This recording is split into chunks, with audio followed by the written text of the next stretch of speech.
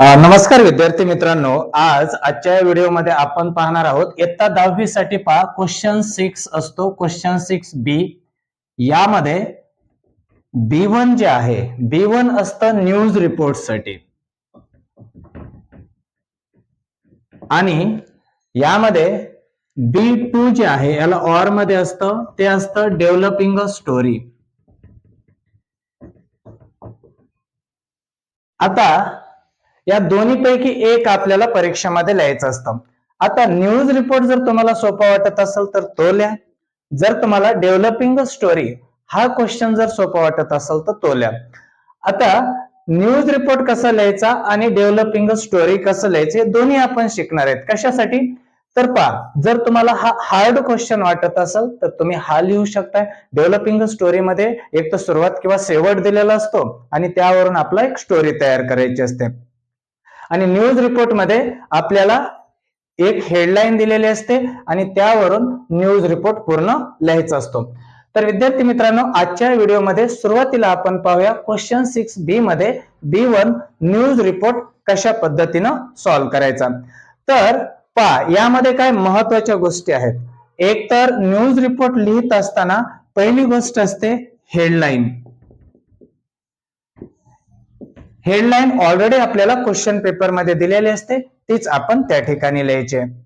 Headline नंतर second महत्वाची गोष्ट आहे ती म्हणजे बायलाईन. बायलाईन म्हणजे काय, तर ती न्यूज देणारा किंवा तो रिपोर्ट देणारा व्यक्ती कोण आहे त्याचं नाव लिहायचं असतं. मग या ठिकाणी बाय तुम्ही स्टाफ रिपोर्टर लिहू शकता, बाय प्रेस रिपोर्टर लिहू शकता किंवा बाय स्टुडंट रिप्रेझेंटेटिव्ह लिहू शकता, किंवा आपल्याला यापैकी काय लिहिता येत नाही तर एखाद्याचं नाव लिहू शकता बायलाईन मध्ये.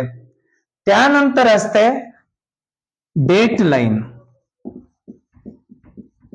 डेट लाईन मध्ये काय करायचं असतं, तर डेट लाईन मध्ये आपण प्लेस कोणत्या ठिकाणावरून न्यूज प्रसारित केली जाते त्या ठिकाणाचं नाव आणि तारीख लिहायची असते. आणि त्यानंतर येतो लीड पॅरेग्राफ. लीड पॅरेग्राफलाच इंट्रोडक्शन असंही म्हणतात. यामध्ये काय करायचं, 2 ते 3 ओळीमध्ये एकंदर न्यूज काय हे थोडक्यात सांगायचं आणि नंतर येतो कंटिन्यूइंग पॅरेग्राफ.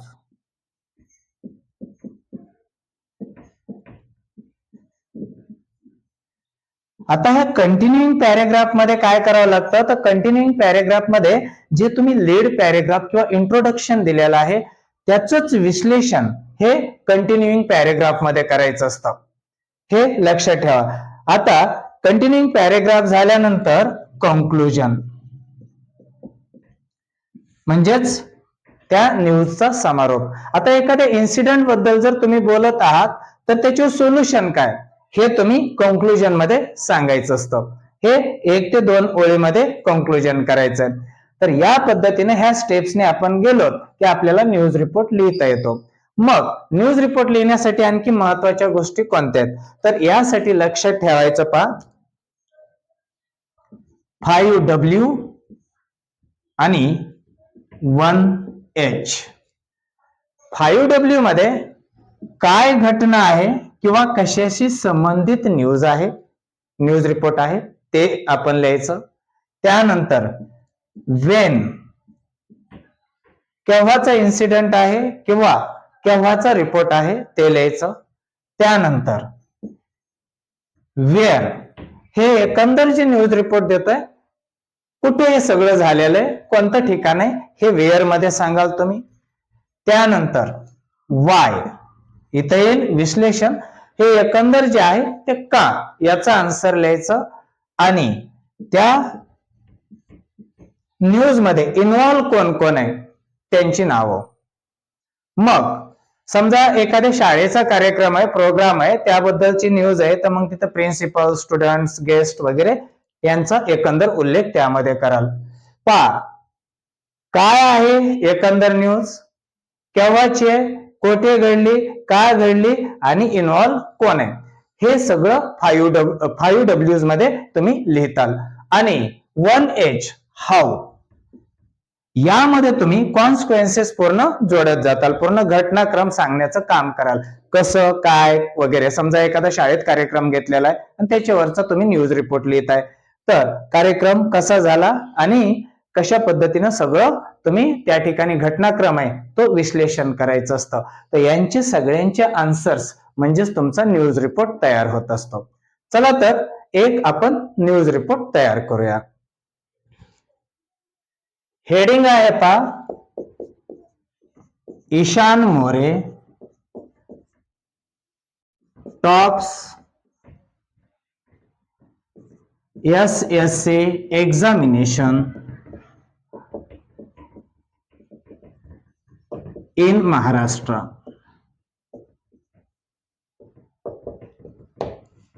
ही आहे हेडलाईन. समजा आपल्याला क्वेश्चन पेपर मध्ये ही हेडलाईन दिलेली आहे, Ishan More tops SSC examination in Maharashtra. म्हणजेच काय, ईशान मोरे SSC म्हणजेच 10वीची एक्झामिनेशन जी आहे महाराष्ट्राची, त्यामध्ये त्यानं महाराष्ट्रामध्ये टॉप केलेला आहे, म्हणजेच तो टॉपर आहे. आणि आता आपल्याला यावरून इथं न्यूज रिपोर्ट तयार करायचा आहे. न्यूज रिपोर्ट आता तयार करायचा आहे, तर तुम्ही हेडलाईन दिली, हेडलाईन कॅची असावी लागते, तर आहे. आता यानंतर पहिली गोष्ट करायची ती म्हणजे बायलाईन. आता बायलाईन मध्ये काय कराल, या कडीला लिहू शकता तुम्ही इथं बाय, नाव लिहायचं आहे तर नाव लिहा, किंवा बाय स्टाफ रिपोर्टर लिहा, किंवा बाय प्रेस रिपोर्टर लिहा. प्रेस म्हणजेच न्यूज वर्तमानपत्र जे असतं त्याला आपण प्रेस म्हणतो. By press reporter. आता बाय प्रेस रिपोर्टर लिहिल्यानंतर मी तुम्हाला सांगितलं की डेट लाईन लिहायची, पण डेटच्या अगोदर प्लेस लिहायची. आता आपण या ठिकाणी प्लेस लिहूया पुणे. आपल्या मनावर आहे आपल्याला काय लिहायचं ते. पुणे. डेट आज लिहूया, डेट आहे डिसेंबर 21 कोलन मार्क.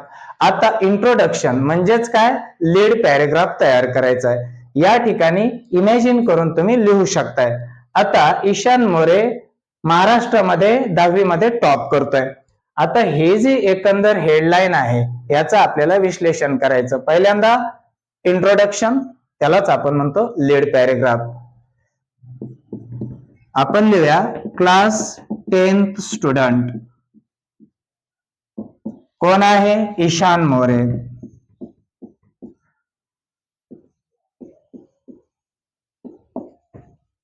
कुठलचा आहे ते लिहूया, फ्रॉम पुणे, पुण्याचा आहे. हॅज टॉप, त्यानं टॉप केलेलं आहे. कशामध्ये टॉप केलंय, SSC मध्ये.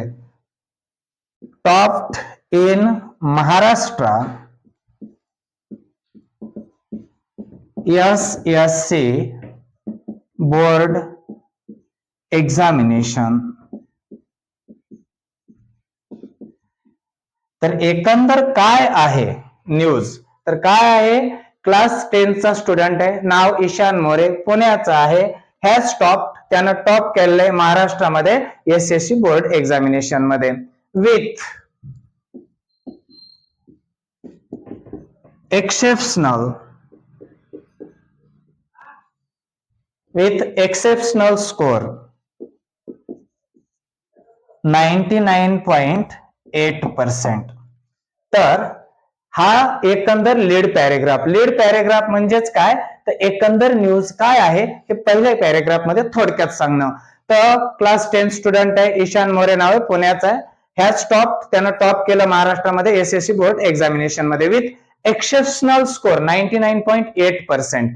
एक्सेप्शनल म्हणजे विशेष स्कोअर केला त्यानं, तर 99.80% त्यानं मार्क्स मिळवले. तर हा झाला लीड पॅरेग्राफ. आता कंटिन्युइंग पॅरेग्राफ तयार करायचा असतो. कंटिन्युइंग पॅरेग्राफ मध्ये काय करायचं, ही जी एकंदर माहिती आहे याचं विश्लेषण करायचं. तर एक्झाम कोण घेत आहे, MS BS HSC म्हणजेच काय, Maharashtra state board secondary and higher secondary education announced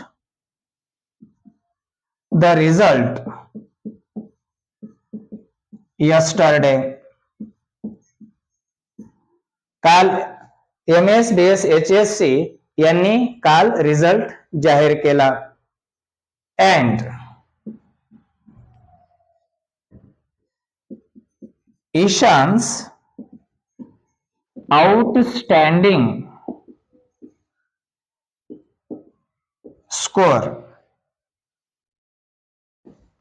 99.8% has made headlines across the state. म्हणजे काय पहा, MSBSHSC Maharashtra state board secondary and higher secondary education यांनी अनाउन्स केला, म्हणजे जाहीर केला, काल रिझल्ट जाहीर केला. आणि ईशानचा जो आउटस्टँडिंग स्कोअर आहे, जबरदस्त स्कोअर आहे, 99.8% has made headlines across the state. इथं अक्रॉस द म्हणजे सर्वत्र या अर्थाने सर्व राज्यभर त्याच्या हेडलाईन्स बनल्या. आता आपण इथं शाळेचं नाव काल्पनिक लिहू शकतो किंवा तुम्ही तुमच्या मनातल्या. He is a student of Swami school. आपण म्हणूया तो स्वामी स्कूलचा विद्यार्थी आहे. ही क्रेडिटेड, क्रेडिट करणे म्हणजेच काय, श्रेय देणे. ही क्रेडिटेड हिज अचिव्हमेंट म्हणजेच त्याचं यश. He credited his achievement to his hard work म्हणजेच त्याची मेहनत, proper time management,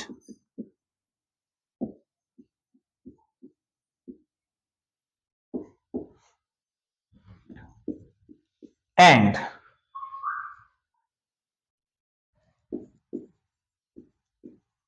support of his family and teachers. He is a student of Swami School. He credited his achievement to his hard work. त्याचं श्रेय दिलं त्याच्या यशाचं त्यानं, ते त्याच्या हार्ड वर्कला दिलं, प्रॉपर टाइम मॅनेजमेंटला दिलं, and support of his family and teachers. त्याच्या फॅमिलीचा आणि टीचर्सचा जो सपोर्ट आहे त्याला त्यानं त्याचं श्रेय दिलं. पुढे न्यूज विश्लेषण करत असताना तुम्ही म्हणू शकताय, his school principal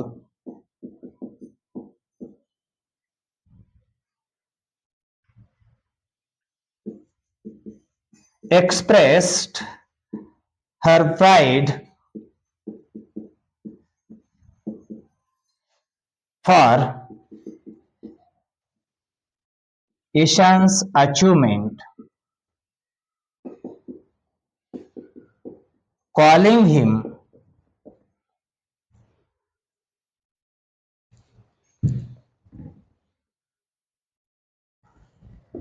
a role model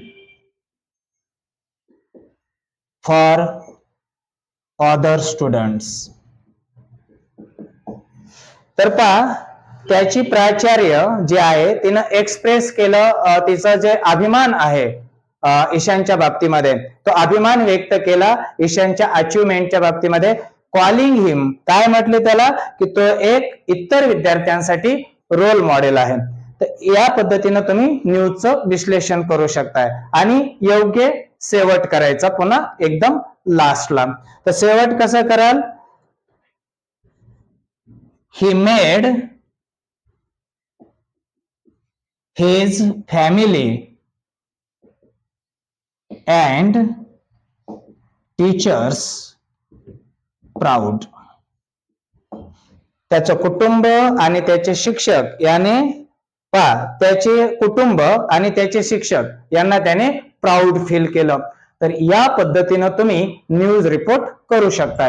तर यामध्ये काय आहे, बाय प्रेस रिपोर्टर, इथं तुम्ही कोणाचंही नाव लिहू शकता, नो प्रॉब्लेम. ही बायलाईन असते, ही हेडलाईन असते. त्यानंतर डेटलाईन आहे, डेटलाईन मध्ये कुठून न्यूज प्रसारित झाली तुमच्या मनाने हे ठिकाण लिहायचंय, तारीख लिहायची. त्यानंतर हा लीड पॅरेग्राफ आहे आणि त्याचंच विश्लेषण खाली करत जायचं एकंदर व्यवस्थितरित्या. तर विद्यार्थी मित्रांनो, या पद्धतीनं न्यूज रिपोर्ट तुम्ही व्यवस्थितरित्या लिहू शकता. तुमच्या जर काही क्वेरीज असतील, तुम्हाला 10वीचा सिलेबस असेल किंवा त्याचबरोबर ग्रामर असेल, रायटिंग स्किल असेल, कोणताही क्वेश्चन असेल, तुम्ही कॉमेंट करू शकता. मी तुमच्या कॉमेंटचा आन्सर देण्याचा प्रयत्न करेल. धन्यवाद विद्यार्थी मित्रांनो.